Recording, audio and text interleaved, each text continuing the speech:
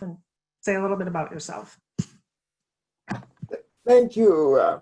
I'm Chris Wood. I'm from Eau Claire. I'm a self-advocate. I'm 31 years old, and I have the pleasure of serving with Jenny on the Wisconsin Board for People with Developmental Disabilities.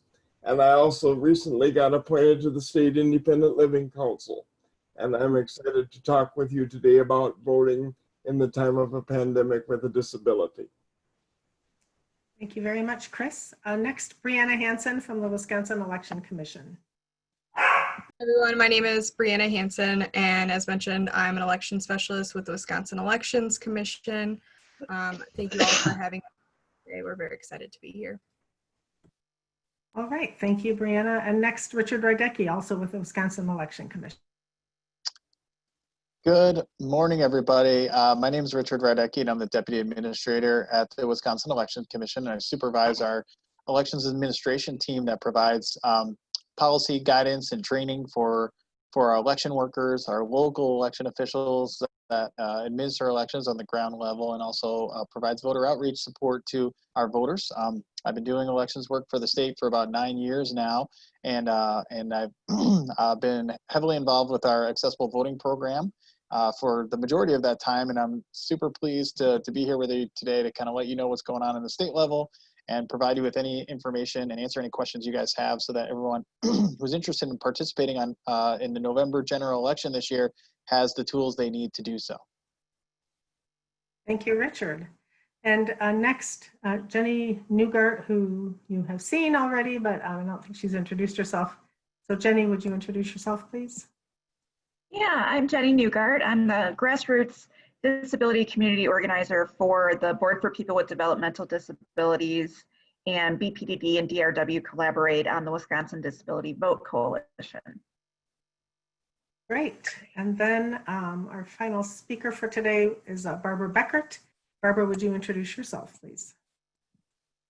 Yes, good morning, everyone. I'm Barbara Beckert with Disability Rights Wisconsin and the Disability Vote Coalition. As Jenny said, we coordinate the coalition together, and we're so glad to be here with all of you today. And thank you for the work that you are doing to support voters with disabilities and older adults who may be experiencing some unique barriers this year due to the pandemic. Margaret, should I go ahead and explain the format? That would be great. Thank you. All right, wonderful. So our format today is really one where we're trying to be responsive to the questions and concerns that we have heard both from professionals and from voters across the state. So we've taken our frequently asked questions document, and an updated version of that is now posted on the Disability Vote Coalition website at disabilityvote.org.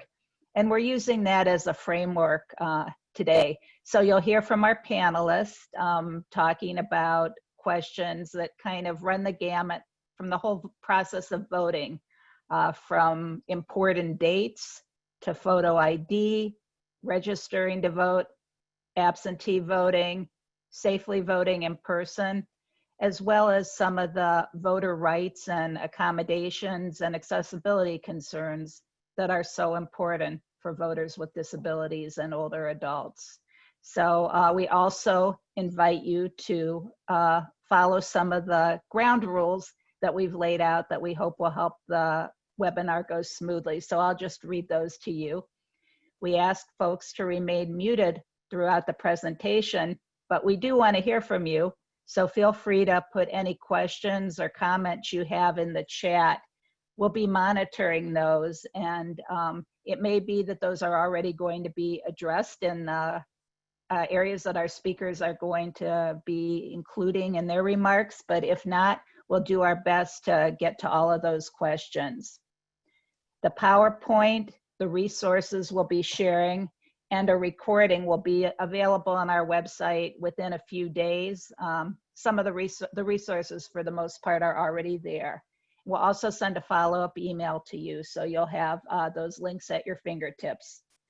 If you have any problems with slow response time or connectivity, sometimes it's helpful to turn off your camera. That can help with response time. And the training is live captioned. if you'd like to use the captioning, click on the closed caption icon on the bottom of your screen or on the dashboard bar, then click Show Subtitles and click View Full Transcript to see the captions on the right side panel. So I think that those are the logistics we wanted to cover. We're looking forward to a great discussion with you today. There's a lot going on and a lot of information to share. And I'm very happy to turn it over to Chris Wood. As Chris said, he's a self-advocate and he's going to get us started today by sharing his perspective about voting. So thank you, Chris. Well, thanks, Barbara. I'll try to be brief because I know we have a lot of information to get through and you don't need to hear too much from me. But I was just thinking as we were celebrating the 30th anniversary of the Americans with Disabilities Act last month in July there, that we've come a long way in voting. I remember the first time we voted, I voted in 2006. My polling place did not have an accessible, well, I shouldn't say that. It had an accessible voting machines, but the buttons didn't work. The machine was rickety and it looked like it had been about 25 years old. And through constant squeaky wheel syndrome, we were able to get that situated so where they have a top of the line machine now that works and reads all the voting options very plainly, and it's captioned even. So it's really wonderful how the technology has allowed us to progress in that way. And I would just make one other point before we move on, that voting in the time of a pandemic is always kind of interesting. I mean, I'm very fortunate, you know, that I have been able to have people, I live with people that have helped me figure out a ballot and figure out how to sign it and send it in. But I'm conscious that there are many people that have disabilities that don't have that. So it's a needed, this is a needed webinar, and I'm looking forward to getting more into the weeds about it.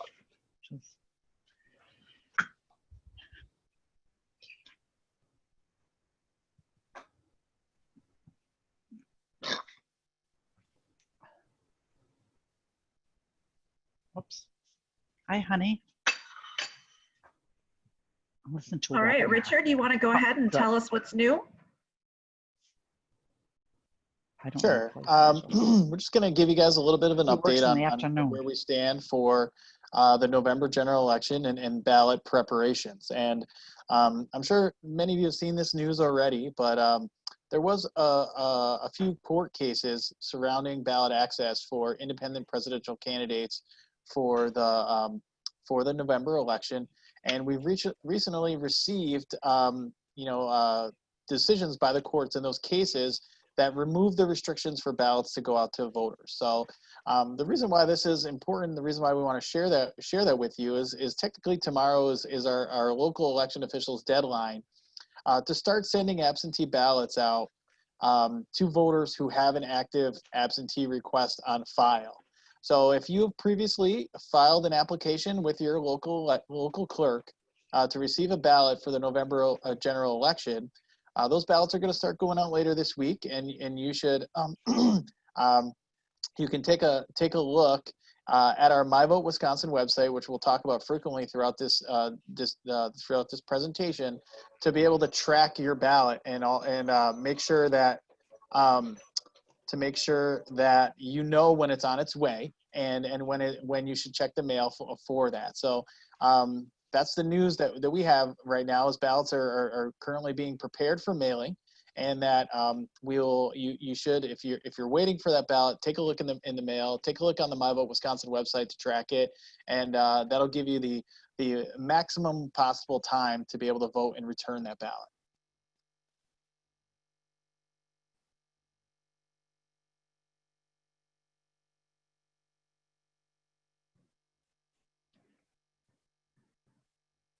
All right, thank you, Richard.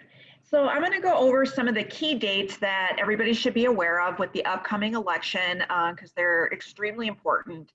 So as far as registering to vote, you can do that by mail or online at the My Vote Wisconsin website, which is a fantastic website we'll refer to quite a bit, by October 14th. You can do it at your municipal clerk's office by October 30th. And our state's one of the states that will allow you to vote on election day. So you can always do it in person on November 3rd. The early in-person voting starts October 20th, and we'll give you more information about early in-person voting in a little bit. And then to request your absentee ballot, regular voters can request it or must request it by October 29th at 5 p.m. And if you're an indefinitely confined voter, you have an extra day, October 30th at 5 p.m. Again, if you're not familiar with indefinitely confined, we're going to talk about that in more detail in a few minutes. However, those deadlines are so close to the actual election that you're really risking not getting the ballot in time and certainly not having enough time to receive it, fill it out, and return it by mail. So you might be in a position where you'd have to return it in person. So we are just stressing, request it now. As Richard said, ballots are going to start coming out tomorrow. So encourage people that you work with to request it early as soon as possible. And the deadline to return the ballot is on election day, November 3rd by 8 p.m. So again, if you did end up in that situation, worst case scenario is you could take it to the polls, your absentee ballot to the polls on election day and turn it in that way to make sure it gets there. And then obviously election day is Tuesday, November 3rd from 7 a.m. to 8 p.m. All polling places are open.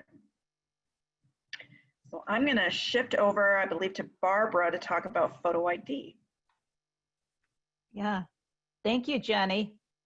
Photo ID is such an important topic, and so we wanted to start out with it because so many people with disabilities and older adults are non-drivers. Access to photo ID is sometimes a barrier. Wisconsin requires voters to show an acceptable photo ID when voting at the polls on election day or by absentee ballot. There are some exceptions for absentee voters that we'll talk about today in the webinar. An acceptable photo ID for voting does not have to include a current address. You only prove your address when registering. One great website for information about photo ID is the bringit.wi.gov website. So we encourage you to look at that one. Next slide, please.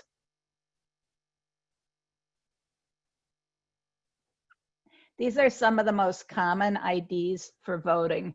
I've already mentioned about driver's license. Wisconsinites can also get a free state ID for voting through the Department of Motor Vehicles, and we'll talk a little bit more about that.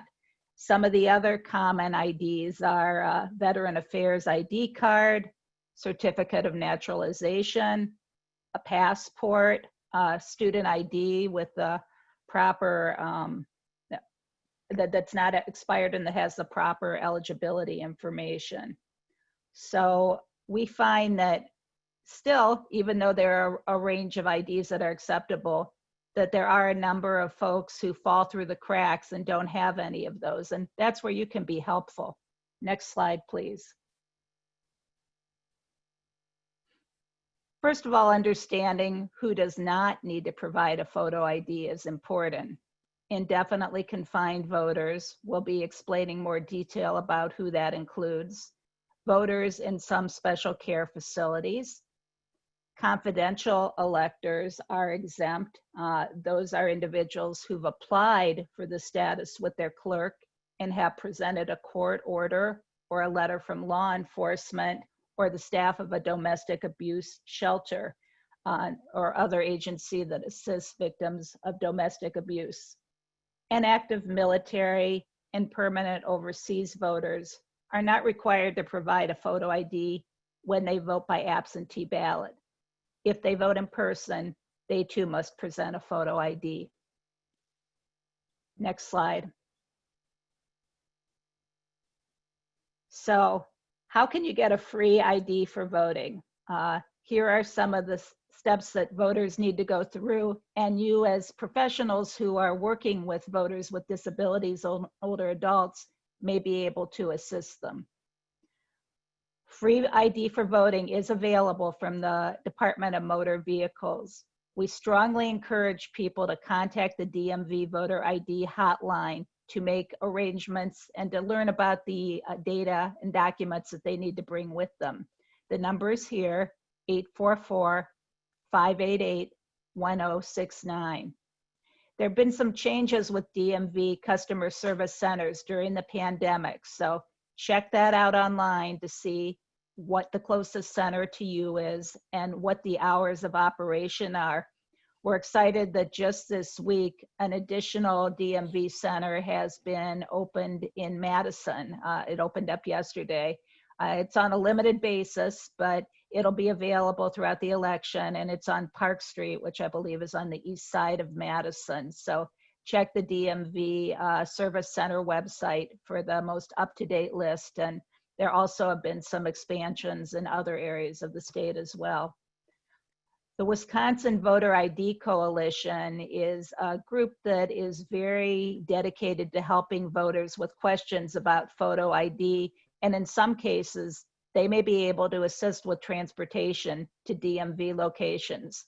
They're based in Madison, so they're most able to help voters in the Madison area, but they also have some other resources and may be able to help connect voters in other areas of the state. We know that transportation can be a real barrier for this group, so encourage you to share this resource as well.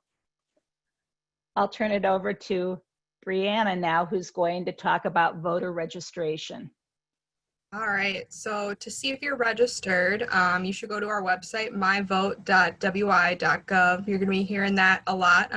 That's a really great resource to check out. So if your name and address is not current, you'll actually need to re-register to vote. There are 4 ways to do this. You can do this online, by mail, at your clerk's office, or at your polling place on election day. So if you do have a Wisconsin driver license or ID card and you updated your address with the DMV system, which you can do online or over the phone, you can register to vote online at myvote.wi.gov. You'll want to have your driver license or ID handy as you'll put that number in. That has to be done by October 14th for the November 3rd election. You can also register to vote by mail until October 14th as well. That's a postmark. You can print off the Wisconsin voter registration form online and then complete that. If you don't have access to a printer, we'd recommend contacting your municipal clerk. You should include a proof of residence document, which I'll talk about shortly after this. You'll mail that registration form and that proof of residence document back to your clerk. You can find your clerk's address at myvote.wi.gov. You can also just register at your clerk's office or at your polling place on election day. Don't forget to bring a proof of residence document. And if you are going to your clerk's office, we'd recommend giving them a call beforehand to check their hours. Next slide, please. So this is an example of the myvote.wi.gov website. And so this is a good example of what that'll look like. The tabs that you want to use to vote absentee are the last one, registering is the one that's lit up, and the My Voter info is all the way on the left. Those are the big tabs that I'll be talking about. Next slide, please. So as far as what you'll need to register, you'll need a proof of residence document. So some examples include a Wisconsin driver license or ID with a current address on it, a utility bill like gas, electric, cable, internet, phone, a bank statement, a paycheck, a pay stub, any correspondence with a unit of government, including Medicare, Medicaid, Social Security, tax documents. There's a ton under that category. This is not a comprehensive list, so please check out My Vote for more options using the link in the PowerPoint. You can always give us a call to or ask your municipal clerk if you have additional questions. You can use a lease, but only if you are registering to vote in person, so please keep that in mind. Next slide, please. Thank you. So as mentioned above, we talked about needing both a photo ID and a proof of residence document. So how I like to think of it is that proof of residence documents are needed to register and photo ID is needed every single time that you'd vote in person. There are some overlaps, such as if you had a driver license or ID card that has your current address. You can also use it for both, but the difference is that proof of residence is needed to register and must have your name and address, and photo ID is needed to vote and must have your current name and a photo on it. Your address does not need to be current on the photo ID, as Barbara mentioned. Please note that the proof of residence can be shown electronically, while photo ID must be the original unless you're sending in a copy for your absentee ballot.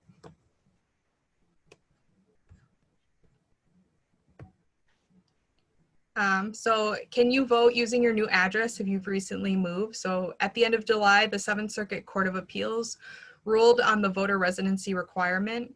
As of then, it is now required that a voter consecutively reside at their address for 28 days rather than the 10 prior to the election in order to register there. That does not mean that you're there every single night. That's a question I get a lot. For example, if somebody moved at the beginning of October and you went on a 2-week vacation, you could still register with that address as long as you've consecutively resided there for 28 days and that you've identified that as your residence every single day that you were traveling. You saw yourself as temporarily away. If you don't meet the residency requirement, say if you moved October 28th, you must vote from your previous residence. I see some questions in the chat box. How can I get a supply of My Vote business cards? You can definitely contact us and you can send the help desk an email or send me and Richard an email. Yeah, we're currently working on a little, as the kids would say, some My Vote swag. So we might be able to get you some stickers as well as some business cards, a little promotional materials. We don't have a huge budget for that stuff, but we might be able to scrape some state dollars together to do that for you guys. Thanks. I just wanted to follow up on one point you made, Brianna, because I've had some calls about it, that if people are assisting a voter who does not have either a driver's license or a state ID card, they are still able to register to vote with proof of residence. So that just seems to be an area where people get hung up and think they can't register to vote without those. So just wanted to reinforce that point because we've had a lot of questions. Thank you, Yeah, Barbara. I think that's a great point, Barbara. You know, the form does ask you for your driver license number, but if you don't have it, you can provide the, if you don't have a driver license or a state ID card, you would, you can use the last 4 digits of your social security number. So, you know, it may look on its face that the form is requiring someone to have that product, but it actually doesn't. If you do have one of those products, the law requires you to provide that number on the form. But if you don't have that because you've never been issued one of those, or you don't currently have one of those products, then you can use the last 4 of your social security number and get registered that way. Thank you all. That's a great point and a question that we get very often. All right, next slide, please. Thank you. So as far as eviction and homelessness, those are some interesting situations. So as far as if you're homeless and you don't have a permanent address, there are provisions to protect individuals who are experiencing homelessness. So we'd recommend contacting a local shelter or nonprofit providing services to the homeless, and they'll write you a letter that you can use as proof of residence to register to vote. There's a sample on the WEC website that is linked in the FAQ documents. You can check that out for a sample. Please note that if you are living at an extended stay hotel, you can actually register to vote from there if you do identify that as your permanent residence, and you may be able to get a document that would be considered a lease. Please call the WC with questions about that. That's a very specific situation. As far as eviction, so if you are evicted, you can go and register to vote from your previous residence. So you can go ahead and vote from there. And that would be an example of you're just temporarily away from that location. Even if you are, you have been evicted within more than 28 days, you can continue to vote from that residence if you have intent to return, even if that intent to return is uncertain. As long as you have intent to return, you can continue to vote from that previous address. Next slide, please. So if you live in a group home or a nursing home, you can use an intake document from the residential care facility as a proof of residence. This document typically describes the reason for the stay or possibly even a doctor's recommendation. But if you're not sure if something is an intake document, you can always contact your clerk or the WEC to ask if a document is an intake document. You can also use the care facility contract.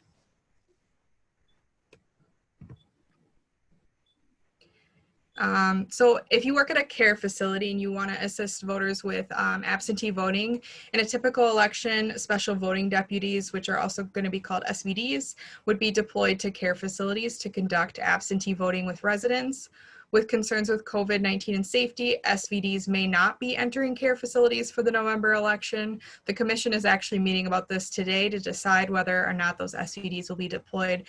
If they are not going to care facilities, residents that would typically use SVDs to vote are now going to be considered regular absentee voters. So essentially they are just voting by mail instead of with an SVD.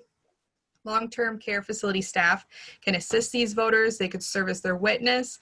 They can help them complete their registration forms or absentee requests, which is a little different than when you're actually doing SVD voting, which the SVD would only be able to serve as their witness instead of care facility staff. It is recommended that if the staff have the capacity to assist, they should, but please feel free to contact the WEC with any questions about this process.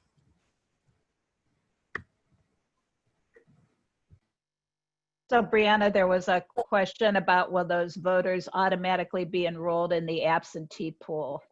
If they have a active absentee request on file, they will automatically receive their ballot by mail. SVDs also did absentee requests like in person, so we'd recommend that those voters who do want to vote absentee and don't have a request in, put that in as soon as possible so that they can get their ballot by mail.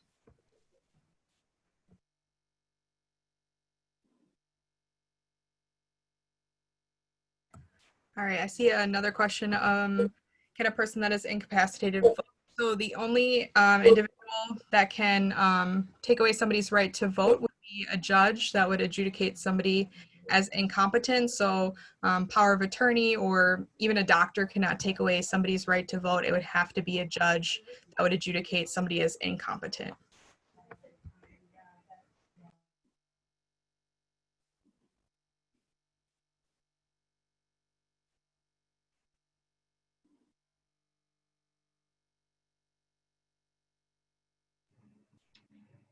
So who is doing the guardianship slide?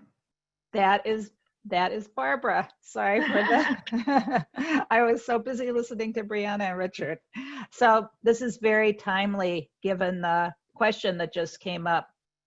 So we often hear from people under guardianship or from guardians or care providers questions about, can someone who has a guardian vote? And the question, like so much, is it depends. In Wisconsin, a person under guardianship retains the right to vote unless the court expressly removes it. Often we find that people under guardianship and the guardian may not be sure. The legal process can be confusing to people. So to find out if you have the right to vote, ask the guardian to look at the determination and order on petition for guardianship due to incompetency form. If you don't have that, you can request a copy from probate court in your county. It's usually about $2 a copy. Another way that might be helpful is to contact the municipal clerk. The clerks have a list that they get this information, as I understand it, through the Wisconsin Election Commission. And they receive that updated list for elections of individuals adjudicated incompetent and ineligible to vote. So, you know, I think it's ideal if you have the guardianship papers because that's individualized. But if for some reason there's not time, this is another thing that you can look at, but it may not be, depending on your timing, it may not be completely up to date.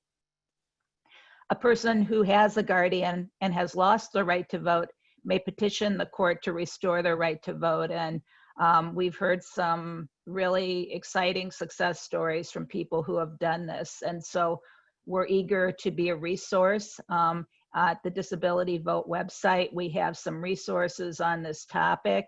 And if you are working with an individual who is interested in learning more about restoring their rights to guardianship, we'd be happy to do a follow-up call. We have some new materials that aren't on the website yet that have recently been reviewed by a probate judge that would actually provide them with more extensive guidance about the petition process and really walk them through it. So we're eager to assist people who have this interest. Because of the pandemic and the court system being shut down for quite a while, it's been a difficult year for people to move forward on this front, but the courts are reopening and having virtual hearings. So we're interested in being a resource to anyone who wants to look at these options.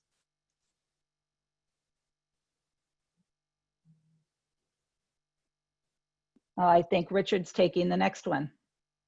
Thank you, Barbara.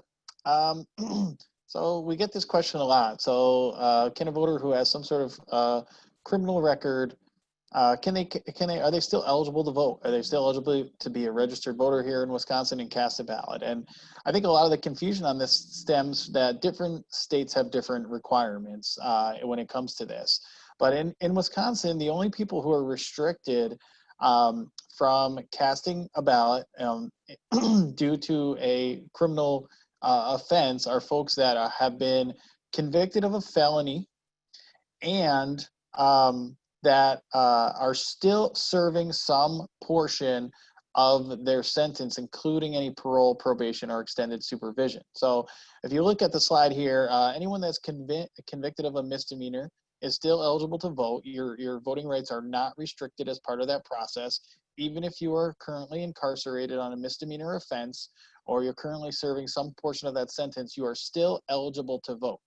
If you have been convicted of a felony offense and you are still serving some portion of that sentence, including that parole, probation, or extended supervision, then you are not eligible to be a registered voter here and cast a vote in each election. And we are required by law to audit the results of each election to make sure that no one who is currently serving some portion of their felony sentence has actually participated in that election. And we do get a regular data feed from the Department of Corrections that we use to match the data they're providing with the active voter rolls so that we can inactivate anyone who the Department of Corrections has indicated is ineligible to vote. So if anyone has any questions about this, they should definitely give us a call, because the last thing we want folks to do who may be in these situations is cast a ballot in an election and put themselves in jeopardy for committing an additional offense. So I think that's the scenario. And we get a lot of, like I said earlier, there's a lot of confusion about this because different states may have different rules, and there may be a lot of news about how those states are treating voters in those situations, and those situations are being litigated right now. So you may see this bubble up. I was telling folks yesterday that I got a call from a voter who committed a felony offense 30 years ago and was off paper within a year of committing that offense. And he was under the impression for the last 30 years that he was ineligible to vote because he had a felony offense. And I was able to walk him through the process, show him the documentation that stated he was eligible to vote again. And he was going to go get himself registered so he could participate in the November election. And we just want to make sure that, that everyone's clear on this, that, once you've finished all terms of that sentence, then you're eligible to register and vote again. You do need to re-register. Your registration will be inactive in our system, so you have to fill out the form, provide the proof of residence document, send it to your clerk, and they'll get you back on the list, and you'll be in good standing to cast the ballot when you're ready to.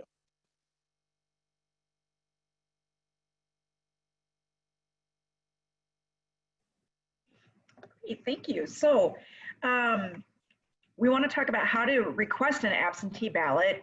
One of the easiest ways to request a ballot is to do it online at the MyVote website. And there's a direct link there. The first time you register to vote absentee, you do have to upload a photo ID unless you're indefinitely confined. But after that, once you've done the photo ID, it really just takes minutes to go in there and request a ballot. And you can also request your ballot for a specific election. You could do it for the whole year, or just very specific elections. So there's a lot of options for which ballots you'll receive. You can also request an absentee ballot by mail by downloading the application for absentee ballot from the Election Commission's website. And everybody actually, if you hadn't requested a ballot, should have gotten that application mailed to you. So mail the form and a copy of your photo ID as soon as possible to the municipal clerk to make sure you get the request sent and the ballot to you in time to vote by November 3rd. You can send an email to your municipal clerk as well to make the request. I don't think a lot of people know that, but you just email the clerk and make sure you have your full name, your voting address, which election or elections you want your ballot for, your mailing address if it is different than the address on file to vote. And again, make sure you include a copy of the photo ID unless it's already on file or you don't have to provide it by law. And then in person, you can go to your clerk's office and make the request in person. So lots of ways to do it. Personal preference, really. If people have access to the internet, though, we really recommend online. And then a little bit about what early voting or in-person absentee voting is. Voters can go to their local clerk's office before the election to vote. It's also called in-person absentee voting.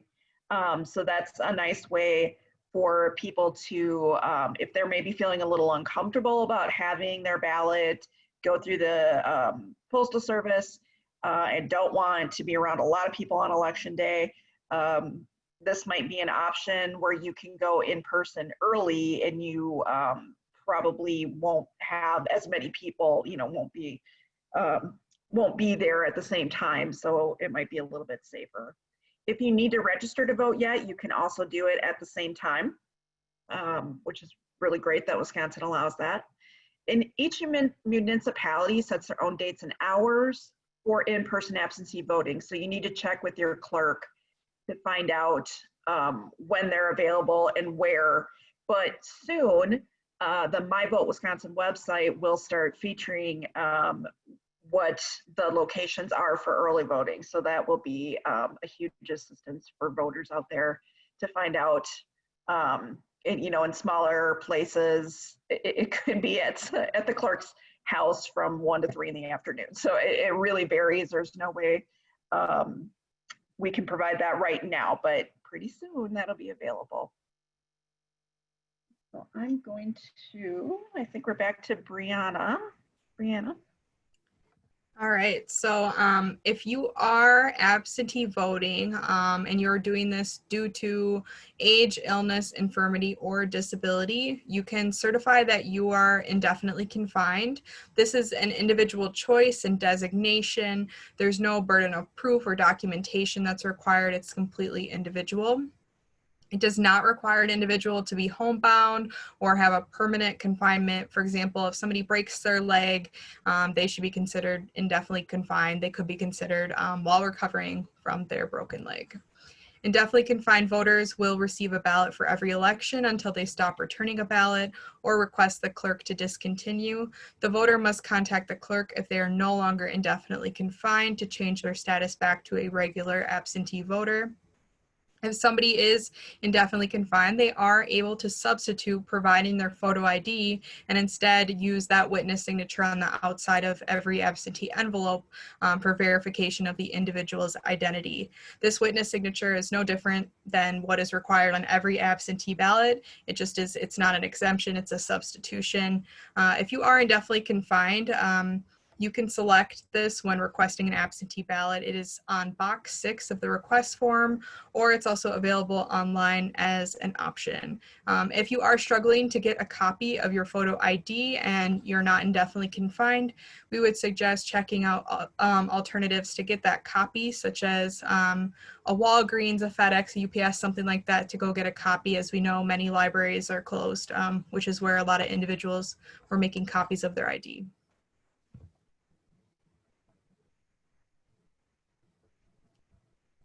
All right, next slide, please. If a voter lives in a care facility like a nursing home or a group home and they don't have an ID and they have difficulty getting an ID, they may be able to select that they are indefinitely confined. In this case, they do not provide their photo ID and use the substitution that I described before. If the voter is not indefinitely confined but they live in a care facility, they may still be able to use, it's a special certificate envelope, the EL 122 special, that would the municipal clerk would send this, and that would have the care facility administrator confirm the voter's identity. The clerk will send this form if it is necessary. It's fairly rare. You do not need to download it on your own, but you can go look at that special form there. Please contact your clerk if you do think you need this form or if you have any questions about this form. Next slide, please. So if you live alone and you need a witness, this is an issue that we've heard a lot of, especially with COVID-19. So you can vote, you have to vote your ballot in the presence of a witness who's 18 years or older and a US citizen. This is a requirement of every absentee ballot. They cannot be a candidate on the ballot, but examples include a neighbor, a friend, spouse, family member, care worker, just about anyone. If you do live alone, this may be challenging, especially if you're quarantining. So your municipality may have drop-off locations with staff who will witness your ballot for you. Additionally, we suggest that you think of ways somebody could witness your ballot without them being directly in the room, such as like Skype, FaceTime, somebody watching you through a window or from 20 feet apart in a driveway. The voter could vote their ballot, put it in the envelope, seal it, place it somewhere for their witness to sign. I've even heard of people asking their pharmacist or banker through the drive-up window to witness their ballot. That could potentially be an option. Ultimately, if you can't find a witness, contact your clerk as soon as possible. Next slide, please. All right, so you will vote your ballot in the presence of a witness as mentioned. They will not see how you voted. That is completely private. So after you put it in the envelope and seal it, they will sign on the witness line and provide their full address. So that's the number, the street, and the city underneath the witness signature. Then you, the voter, will sign the envelope on the line that says signature of the voter, and then you can go ahead and return that absentee ballot. So if you do need assistance, so if you need help completing your ballot or filling it in, or completing that certificate return envelope, you may receive assistance from anyone who's not your employer or representative of your labor union. Your assistant will sign the certification of voter assistance section on the ballot. They can read the ballot, mark it for you, but they can't tell you how to vote. If you are unable to sign, they'll also sign for you in the signature of voter line. So this means that your assistant could be your witness if they're qualified for both. Therefore, somebody could sign as the voter, the witness, and the assistant. But keep in mind that explaining how to fill out a ballot is not assistance, so they do not need to sign it. All right, next slide, please. So your completed ballot must be received in time to be delivered to your polling place or central count absentee location no later than 8 p.m. on election day. So please plan ahead and mail your ballot as soon as possible. Just get that out as soon as possible. The U.S. Postal Service recommends mailing at least a full week ahead before election day to arrive in time. You may also drop off your ballot at your clerk's office or a ballot drop box if available. For now, we recommend contacting your clerk to ask if they have a drop box location. On election day, you can drop your ballot off at a polling place or central count absentee location, depending on what your municipality has. For example, like Milwaukee and Green Bay have a central count location, so that's where you'll drop it off, whereas Madison, you would drop it off at your polling place. we recommend contacting your clerk for additional information, as this can get a little confusing. Keep in mind that somebody else could drop your ballot off for you. They may need to go to additional polling places to get them to the right location. So if you're picking up ballots, or if you're picking your family members up across town, you will have to go to their correct polling location to drop that off. Brianna, I just wanted to read a quick question to you about the witness. If a professional is being the witness, are they able to use their business address instead of personal address? Our recommendation is to use their personal address. All right, so this is the My Vote tracking screen. So this is how you're able to track your ballot to see if it's been submitted, if it was approved, when it was sent out, and if it was received. We recommend checking this out frequently throughout the process to make sure that your absentee ballot is on its way and making its way through the process. You're not locked into absentee voting if you don't return your ballot. If you requested your ballot and it didn't arrive on time, you can always go in person and vote at your polling place, or even at an in-person absentee location. Going along with this, you can always vote in person if you got your absentee ballot but just decided not to return it. You can go ahead and rip that ballot and recycle it at home and then go to your polling place. You will have to confirm with poll workers that you didn't return your absentee ballot. So you can still always vote at your polling place as long as you did not return that ballot. If you did return that absentee ballot on election day, then that's it.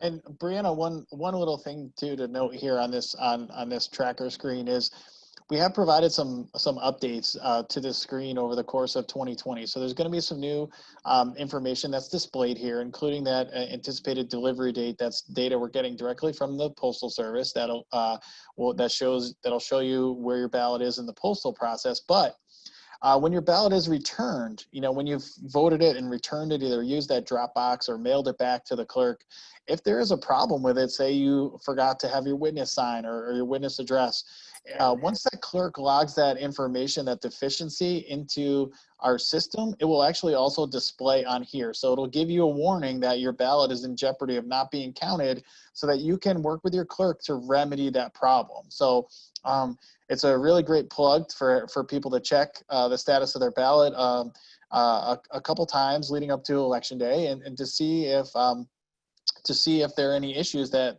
they can remedy to make sure that their ballot is counted. Richard, a quick question. It asked if the system will show why the ballot was rejected or provide any more detail. Yeah, it should list the reason why the ballot is in question. I wouldn't say that the ballot is actually rejected at that point, because no ballots are actually rejected until election day, when the election inspectors make that final call. So it will list the reason, and it'll spur you on to call your clerk. In those situations, you can potentially remedy the ballot that you've already submitted. But in a lot of cases, it's going to be a lot easier if you just ask the clerk to do what is called spoil your ballot, which means they'll disregard that ballot and they'll issue you a new one. Once that ballot is spoiled, that allows you to either have another ballot mailed to you if you want to vote by mail, or vote in person, either during the early voting period, which we call in-person absentee here in Wisconsin, or at the polling place on election day. And here's the issue too is if the ballot, there's a question in the chat too. If the ballot is the only way you can, if you've returned your absentee ballot already, either when you voted in person in the clerk's office or voted by mail on election day, the only way that you can actually vote on election day is if you request that your clerk spoil that absentee ballot. If they spoil that ballot on your behalf because you asked them to do that, then that allows you to go to your polling place on election day and vote that ballot. But if you have returned a ballot, even if it has a deficiency on it, state law does not allow you to receive a new ballot on election day. So it's imperative that you verify that everything's okay with your absentee ballot before election day, and that if there is a problem with it, you ask the clerk to spoil that ballot or reissue it to you, so that you still have options to cast a ballot that will be counted. and seeing another question pop in, you should make the request to spoil your ballot in writing. So you can shoot your clerk an email and say, I submitted my ballot. I think I missed something on the certificate, or I changed my mind because there are so many amazing candidates out there that I just couldn't decide. And then they'll spoil that ballot for you, and they'll issue you a new one. And yes, I understand that spoil is an unusual term. That is a technical term that is in statute. So I apologize. That it may not meet the common sense language that we sometimes like to use here. We are kind of bound to the statute in a lot of the work that we do here at the Elections Commission. So I speak in statutory language sometimes, which means that you probably can't fully understand everything. So I'll be happy to speak in plain language when I can do so. One more thing to add is if your ballot, if the certificate is not sufficient, you can go to your polling place and have that resolved on election day. You do have to bring your original witness with you. So if the witness forgot to sign, you will have to bring that original witness for you. So you're not completely out of options. It just is a little bit more difficult than spoiling your ballot and then rolling into your polling place.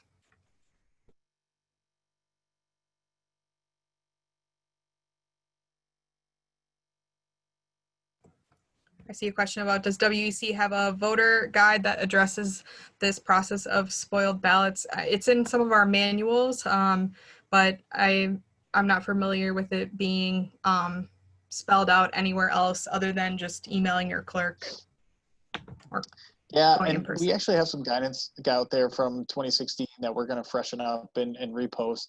So there'll at least be a memo that we have posted on our website that will outline the process and let people know how this works. But it really is simple for the voter. Email your clerk, let them know, contact them in writing, and let them know that you'd like a new ballot. Hopefully it doesn't happen terribly often, but if it does, there is that safeguard in place, and you just need to make sure that people are making that spoil request prior to the absentee request deadlines, because once that deadline passes for you to request a new ballot, you're not going to be able to do it. You're going to be locked into the ballot that you've already returned. So it's important to be diligent about this. Okay, great. So yeah, lots of interest in absentee voting, but there are a lot of reasons that people might end up needing to vote in person or just preferring to do it that way. So we wanted to provide you with some tips for staying safe if you have to go out and vote in person. And an important one is know who you want to vote for before you go. That way you can get in and get out, you know who's on your ballot, you know what you want to do, just reduce the amount of time you have to be in that polling place. And you can check who's going to be on your ballot at My Vote Wisconsin. It's maybe one of my favorite features of that website. I never vote without checking my ballot first because I don't want any surprises, especially with those awfully worded referendums that nobody can ever figure out. So I like to have time to do my research.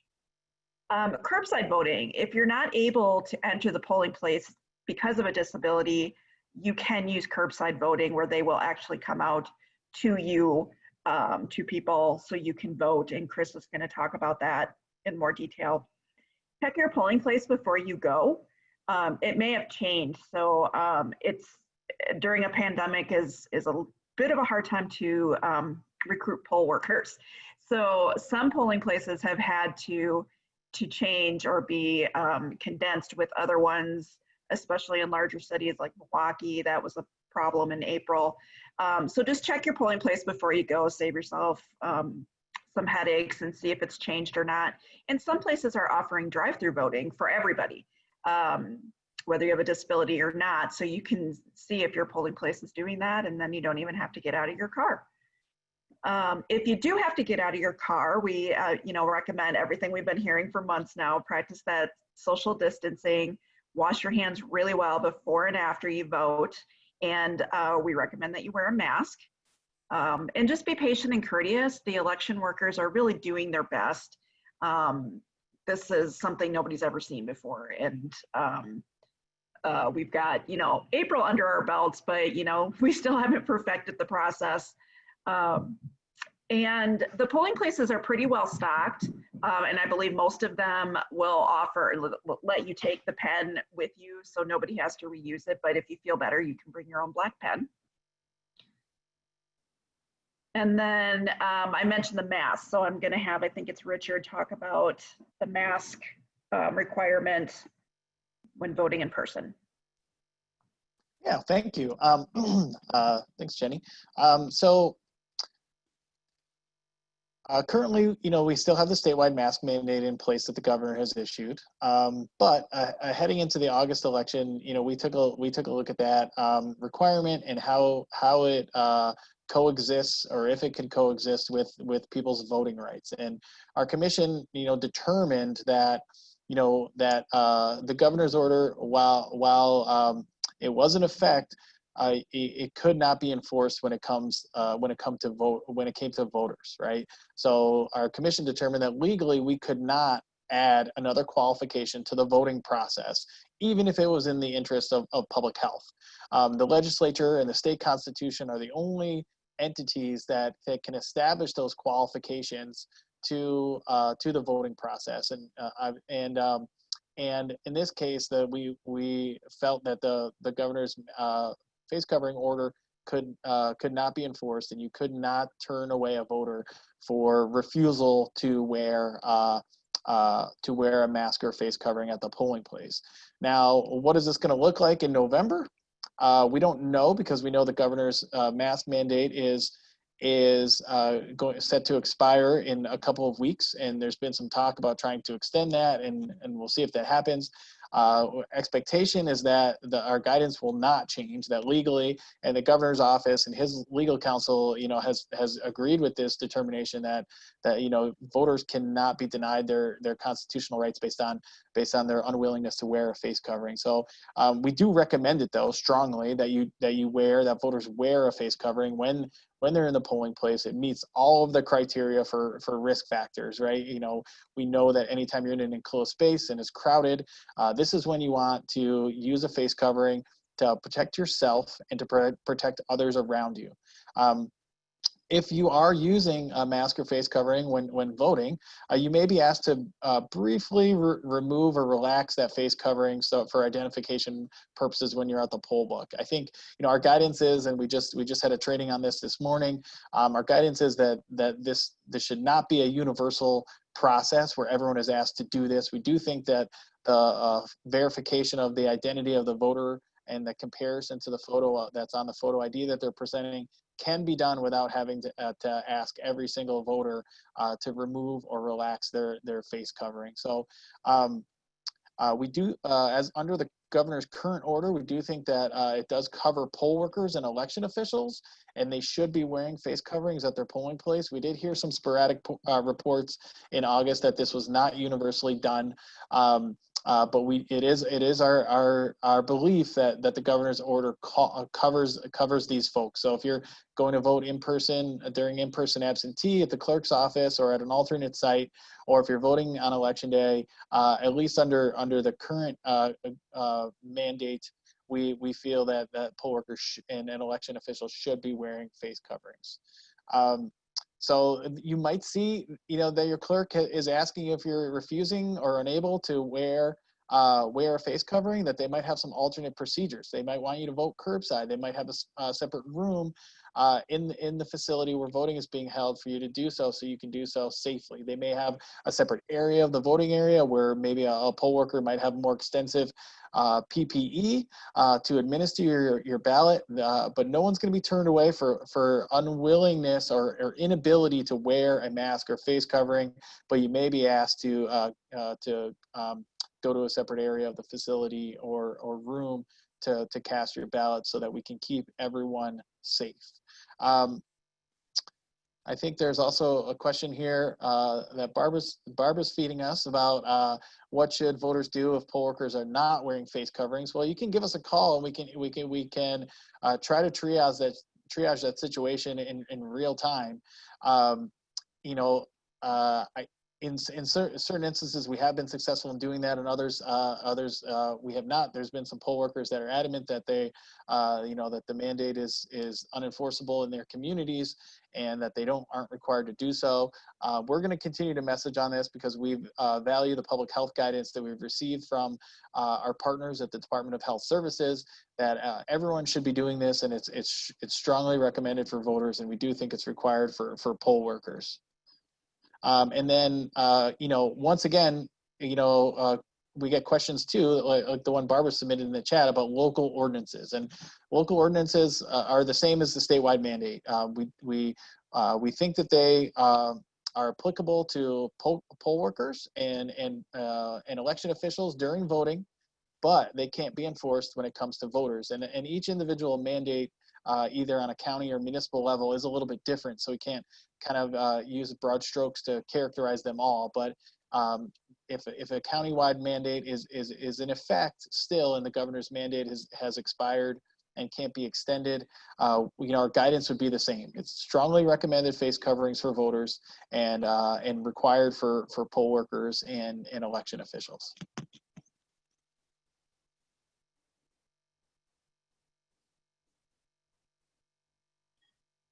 Great. Thank you, Richard and Brianna. I think Chris is up next to talk about curbside voting and voting rights.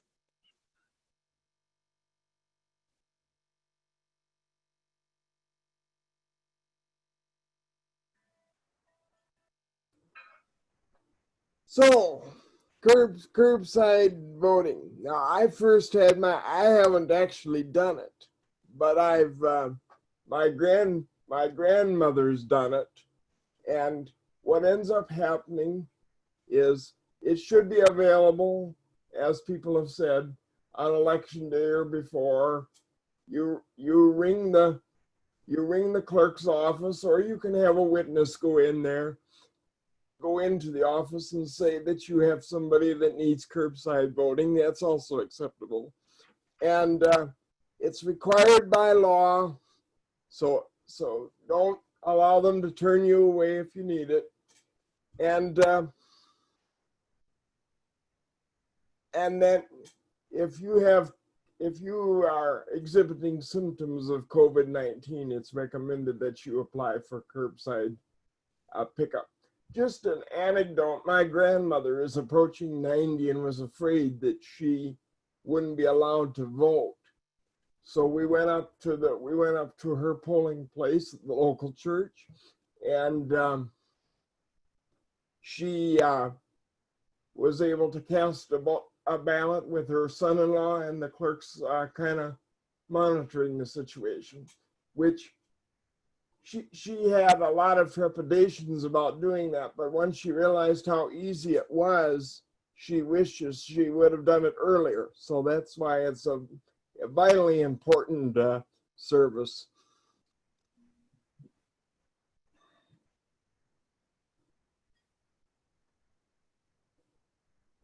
And I just want to mention that different municipalities do it differently.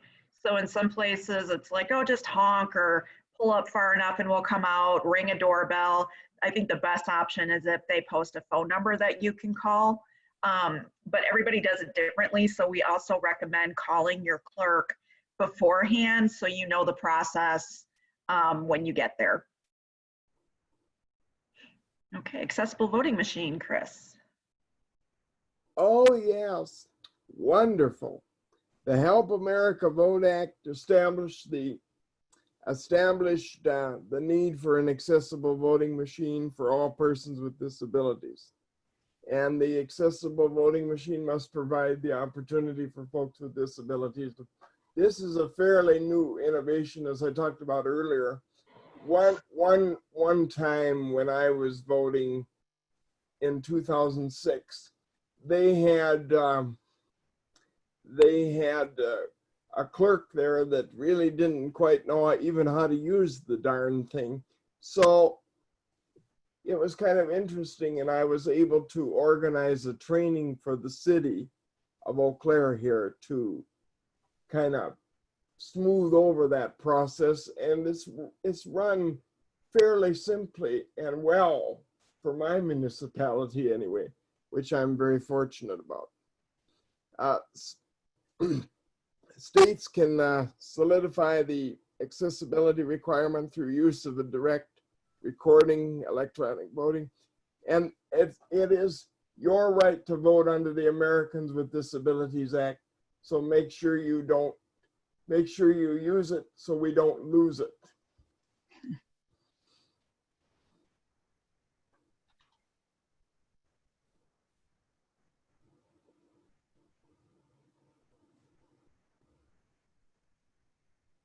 Is this me yet?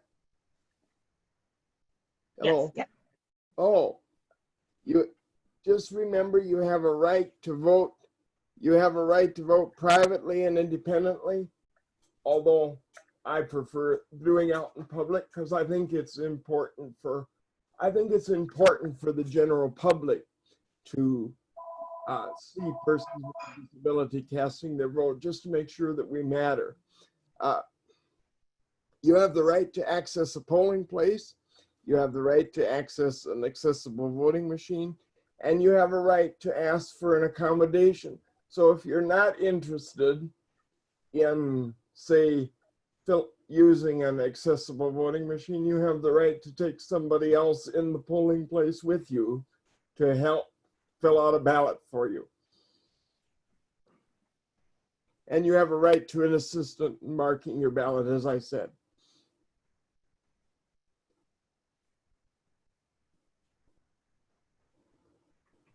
You have the right to curbside voting, a wonderful thing. You have the right to file a complaint if you feel your rights have been violated. And you may bring a cheat sheet to your polling place to make sure your rights aren't violated. If you make a mistake, you can request another ballot from the election officials. And no one can tell you how to vote.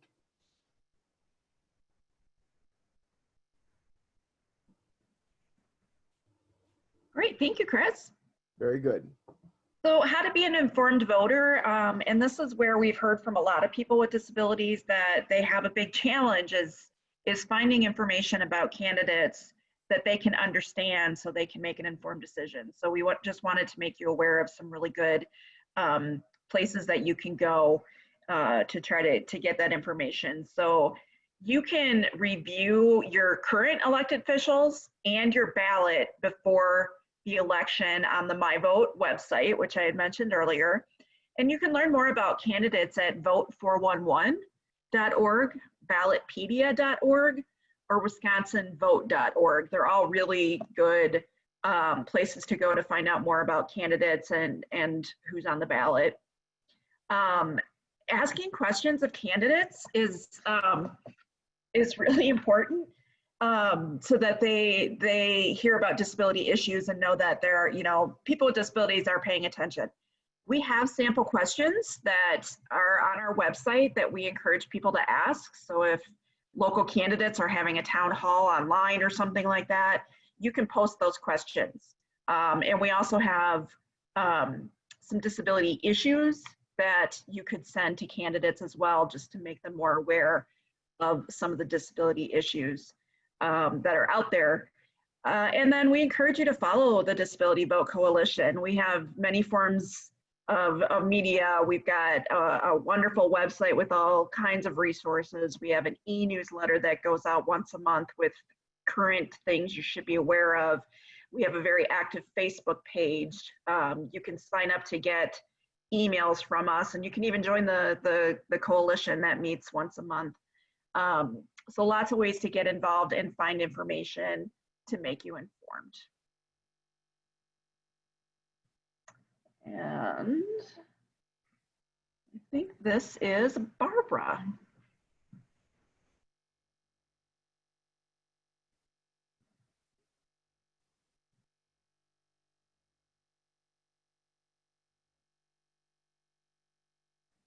Oh, Barbara, you're muted.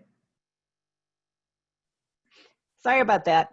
It's so important to speak up if a voter experiences a problem, because it can make a difference for the voter and potentially for other voters as well. So the first step we advise voters to do if they're in person is to contact the chief election inspector at their polling place.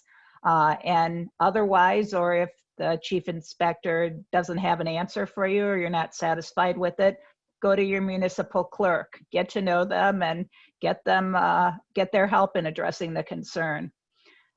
Often that'll take care of it, but if it doesn't, you have a couple of additional options. One option is to report the issues to our friends at the Wisconsin Election Commission, Brianna, who is on the call today, is a specialist on accessibility issues and actually has added a new option on the complaint website for reporting an accessibility issue. So that's a good way to go. In addition, you can call, we've given the toll-free number for assistance. At DRW, Disability Rights Wisconsin, we have a voter hotline. That voter hotline is available 365 days a year, not just during election time. It might take us a little time to get back to you, but we promise we will. So give us a call, 844-347-8683, or feel free to email us. That can be really helpful in getting a head start on an issue. info@disabilityvote.org. And the Wisconsin Election Protection Hotline is available around Election Day. And they have attorneys who are very knowledgeable about voting issues and can be helpful if people are experiencing problems during the election. Next slide. So this is the option about filing a complaint that I mentioned on the Wisconsin Election Commission website. You can use the option to report an accessibility concern, or you can email them, and you can contact the DRW voter hotline if you want assistance with this process. There's also a process for making a more formal complaint that needs to be notarized, and that's required under the Help America Vote Act. And so that's an important option as well. That becomes part of the official record, and we're happy to walk people through that process, or I'm sure that Brianna would be able to share that with you as well. Next slide. We wanted to share with you some new resources for voter education. You've heard us mention our website, disabilityvote.org. Please check it out. A few of you have emailed during the webinar asking about if there's information that you can get to share with the residents or community members you work with. And yes, we'd be happy to mail you information, or in some cases, you may be able to print it yourself. So here are a few of our new or updated resources. The 2020 elections frequently asked questions, an updated version of that was just posted. This would be something more that might be helpful for people who are supporting and assisting voters to use, probably a little bit in the weeds for most voters. Our absentee voting fact sheet, that was just revised as well. That's posted on the website. We think it'll walk you through the whole process from requesting the absentee ballot to completing it, witness, and getting it back in time. So check that out. Make your plan to vote on November 3rd. This is a quick fact sheet. Again, this is something that might be nice to share with the members you're supporting or with residents. Make your plan to vote on November 3rd walks people at a high level through the process from voter registration to casting their ballot. Guardianship and voting, this is for people who are interested in learning about how to restore their right to vote. Candidate education, this is a new resource from Survival Coalition to educate candidates about issues that impact people with disabilities in Wisconsin. Tells about programs like family care, comprehensive community services, special education, and much more. So we are encouraging voters to share this with candidates to make sure issues that are important to people with disabilities are on their radar. Next screen.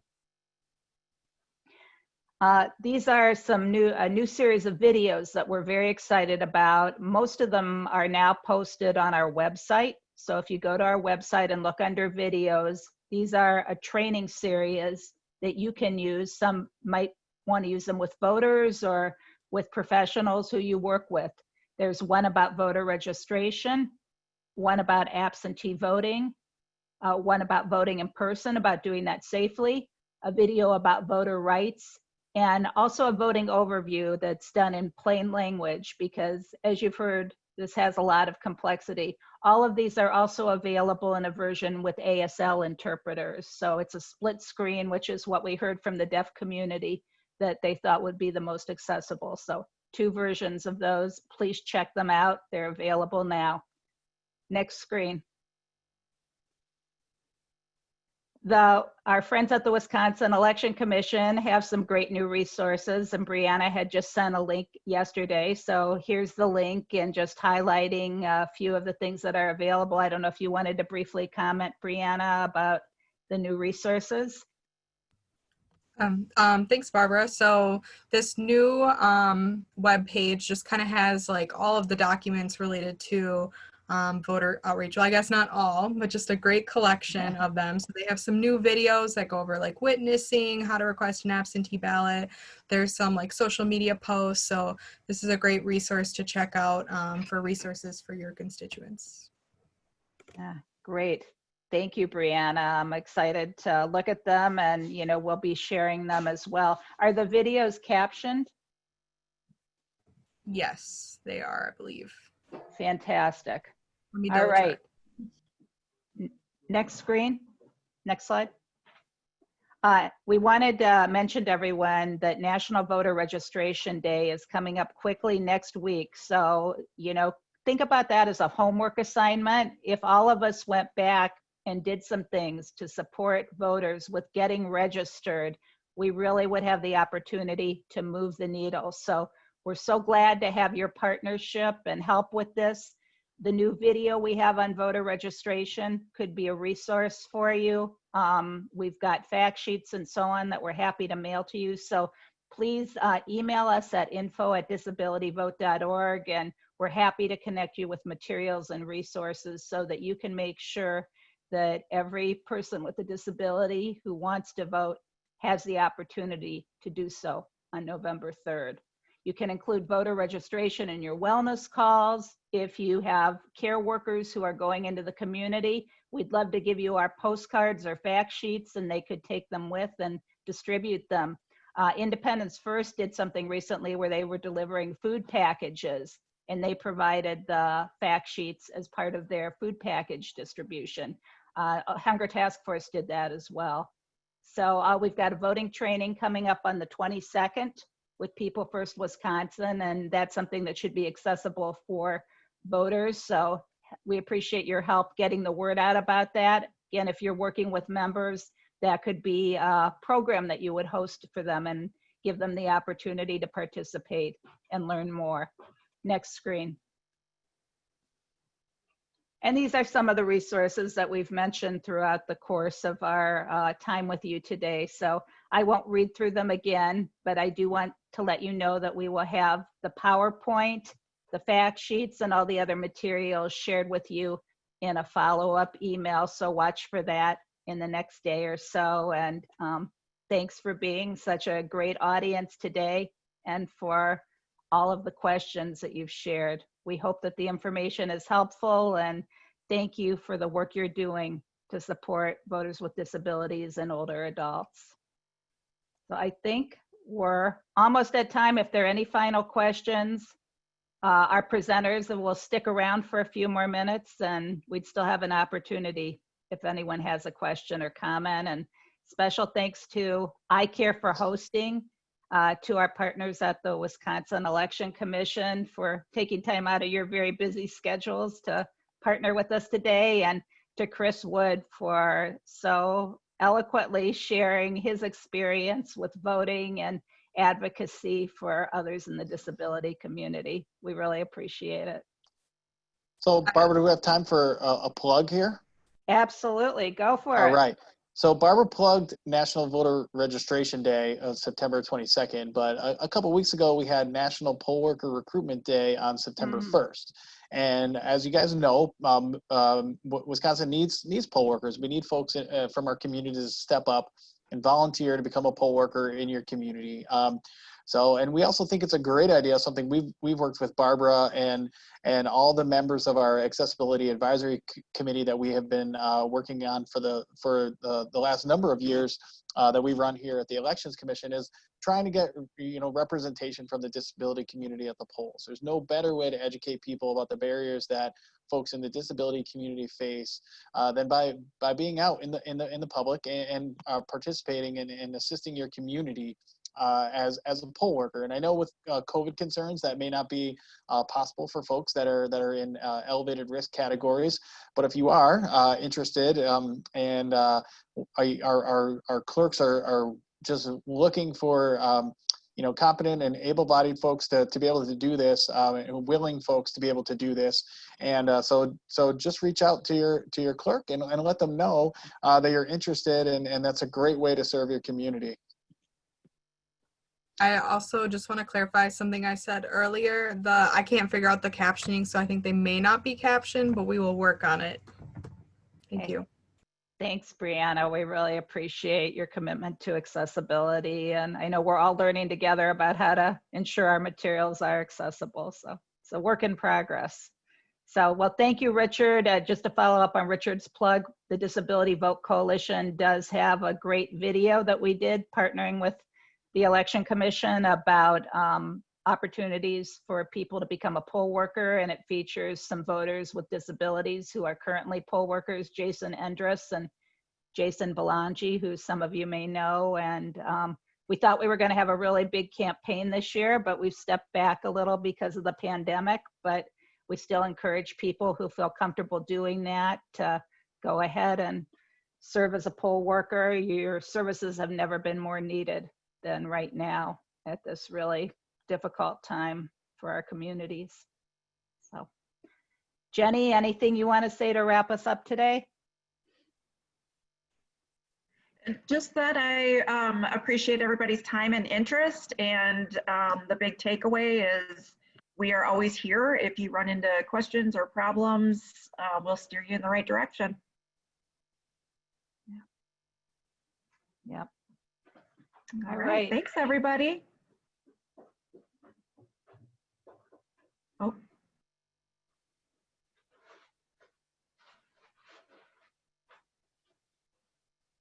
Richard, are you still there, or did he hop off already?